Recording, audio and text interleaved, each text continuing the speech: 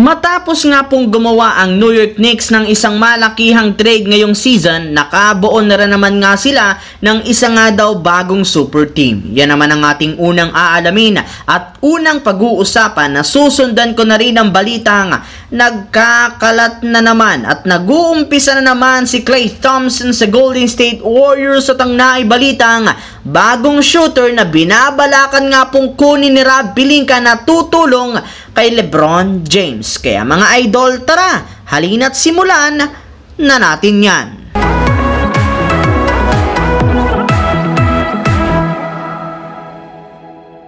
Nagsimula na nga po mga idol ang trade season sa NBA matapos mag-umpisa ng magpalitan ng mga players ang koponan ng New York Knicks kasama ang Toronto Raptors. Ayon nga po sa inilabas na balita ni Shams Charania ng The Athletic, trade na nga po ng Knicks si RJ Barrett, Immanuel Quickley at isa nilang future second round pick papunta sa Toronto Raptors upang makuha nila ang kanilang mga bagong players na sina OG Anunoby, Precious Achiuwa at si Malachi Flynn. At dahil na rin nga po sa ginawang ito ng front office ng New York Knicks, nakabuo na rin naman nga daw sila ng kanilang kupunan na matatawag nilang isang bagong super team kung saan bubuhin nina Jalen Brunson, Donte DiVincenzo, OG Anunoby, Julius Randle at si Isaiah Hartenstein. At kakayanin na rin naman nga daw nito na makipagsabayan sa ibang mga malalakas na kupunan lalo sa Eastern Conference. Para nga po sa inyong kalaman, medyo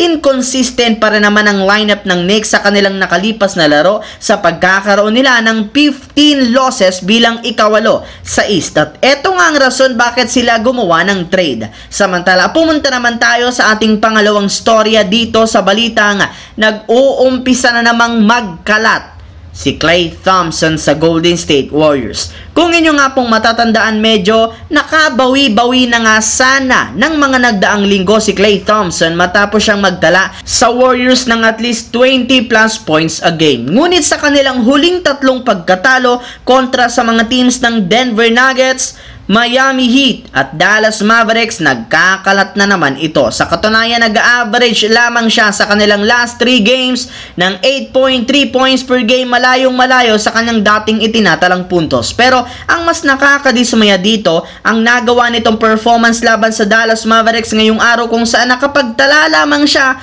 ng 3 points. Kasama na ang 1 out of 11 shooting na ikinagagalit ng mga fans, lalo pat sobrang inconsistent nito sa mga nagdaang laro. Habang dumako naman tayo sa ating huling storya dito na pag-uusapan sa naibalitang bagong shooter na target ni Rob Pelinka tutulong kay LeBron James. Sa naging laro nga po mga idol ng Lakers laban sa Timberwolves, na patunayan na nananatili pa rin ng inconsistent ang kanilang shooting sa tuwing malalakas na team ang kanilang nakakatapat sa pagtatala lamang nila dito ng 7 out of 24 sa 3-point line. Wala pa rin naman silang player na merong mapagkakatiwala ang shooting sa 3-point line na dapat nga pong ayusin ngayon ng Lakers kung gusto man nilang mas lalong maging competitive. At base nga sa pinakahuling inilabas na balita, pasikreto nga pong binabalakang kunin at ofera ni Rob Pelinka ng at least isang 3-point shooter. At isa nga sa mga target nila ngayon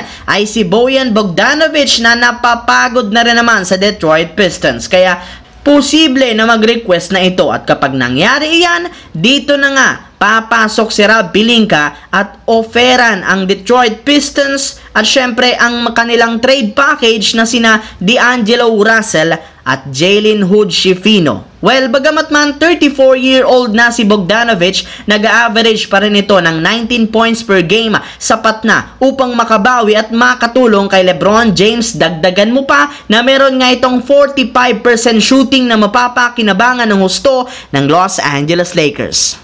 So yun lamang mga idol ang ating bagong video ngayon dito na ating pinag-usapan ngayon. Once again, this is your J-Zone TV. Huwag kalimutang mag-like at syempre mag-subscribe. Pindutin ang notification bell sa akin channel para lagi kayo maging updated sa mga videos na pinapalabas ko. Isang malaking shoutout sa lahat ng solid J-Zone TV dyan. Maraming salamat mga idol.